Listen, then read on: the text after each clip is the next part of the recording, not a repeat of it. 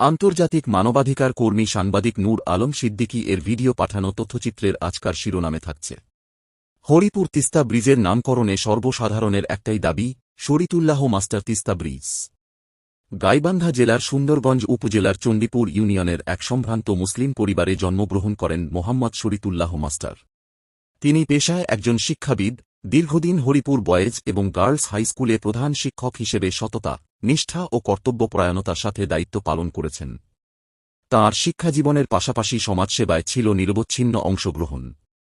শিক্ষা বিস্তারের পাশাপাশি তিনি সামাজিক উন্নয়নেও রেখেছেন বলিষ্ঠ ভূমিকা।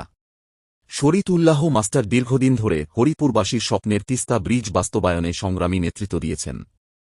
এই ব্রিজ বাস্তবায়নে তিনি নানাভাবে আন্দোলন ও গণসচেতনতা তৈরিতে অংশগ্রহণ করেছেন।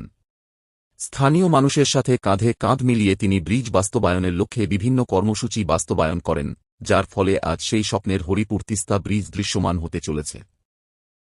এলাকার সচেতন মহল, জনপ্রতিনিধি, শিক্ষক সমাজ ও সর্বসাধারণের একটাই দাবি, হরিপুর তিস্তা ব্রিজটির নামকরণ করা হোক শরীতুল্লাহ মাস্টার তিস্তা ব্রিজ। এই দাবির প্রেক্ষিতে গাইবান্ধা শহরের ১ নং রেলগেট এলাকায় একটি শান্তিপূর্ণ মানববন্ধনের আয়োজন করা হয়েছে। মানববন্ধনে অংশগ্রহণ করেছে হরিপুর, চণ্ডীপুর সহ আশপাশ এলাকার শত শত সাধারণ মানুষ, শিক্ষক, ছাত্র, রাজনৈতিক ও সামাজিক নেতৃবৃন্দ। শুধু একজন শিক্ষক নন, শরীতুল্লাহ মাস্টার একজন প্রগতিশীল চিন্তাবিদ। তার জীবন দর্শন ছিল শিক্ষা, মানবতা ও উন্নয়নই জাতির মূল ভিত্তি। তিনি সমাজ ও জাতিকে পরিবর্তনের লক্ষ্যেই কাজ করে গেছেন। তিনি একাধিকবার এমপি পদে নির্বাচন করেছেন, যেখানে তিনি জনগণের ভালোবাসা ও সমর্থন অর্জন করেছিলেন। তার রাজনৈতিক জীবন ছিল স্বচ্ছ, জনগণের কল্যাণে নিবেদিত।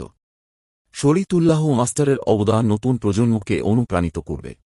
তাই এলাকাবাসীর পক্ষ থেকে সরকারের প্রতি আহ্বান জানানো হয়েছে, এই ব্রিজটির নামকরণ করা হোক শরীতুল্লাহ মাস্টার তিস্তা ব্রিজ নামে। এটি শুধু একজন মানুষের স্বীকৃতি নয়, এটি হবে সততা, সংগ্রাম ও মানবতার এক অনন্য প্রতীক।